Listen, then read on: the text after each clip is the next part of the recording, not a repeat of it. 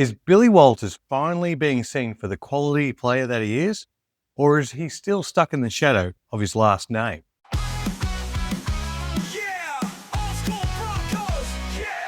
G'day legends, welcome back to the Old School Broncos podcast, where we talk about all things Broncos from a fan's perspective.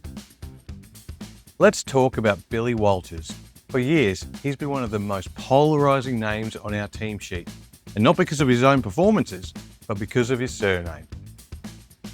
When you're the son of Kevin Walters, a six-time premiership winner, Maroons legend, and Broncos royalty, expectations are brutal.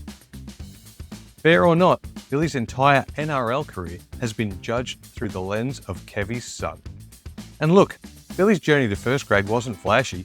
He didn't debut straight out of high school with a $1 million deal and a highlight reel. He came through the Storm system, where he was carving up for East Tigers in the Queensland Cup. Clearly too good for that level, but blocked by the stars ahead of him. He toiled away for ages before finally making his debut for Melbourne in 2019. It wasn't until a move to the West Tigers that he got a run of games, playing a mix of hooker and in the halves. Solid, reliable, but still in that depth player category. Then as fate would have it, Kevy took the Broncos job and Billy came home. And with that, the nepotism calls kicked off in full force. To be fair, the criticism wasn't all hate. Most people weren't saying Billy was terrible. The frustration was more that he wasn't elite. And in a spine that included Reece Walsh, Adam Reynolds and Ezra Mam, he looked like the passenger. The bloke just along for the ride. It was a bit unfair considering the small amount he was taking in the salary cap compared to the other superstars. But here's where the story gets interesting. Because over the last few years, Billy's grown. He started in the 2023 Grand Final at hooker. That doesn't happen by accident.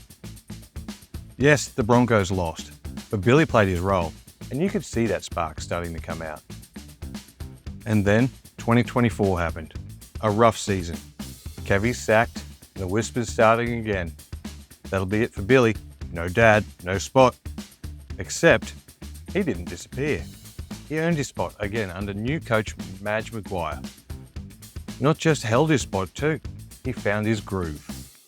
Now he's become the impact player off the bench, and I mean impact.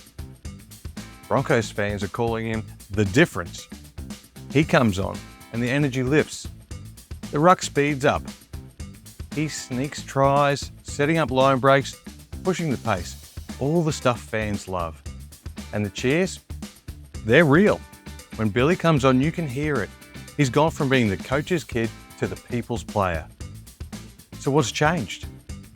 Obviously the shadow, but I think confidence is the real key. For a long time, you could see Billy was hesitant. Like he didn't feel like he belonged in the NRL. But if you watched him in the Q Cup, you knew he had the skills, the vision, and the footy brain. It just took time and a mountain of pressure to break through. So, is Billy finally seen for the player he really is? I think so. He'll never be the flashiest name in the team, but he's carved out a role on his own terms, in his own way, and Broncos fans are all the better for it.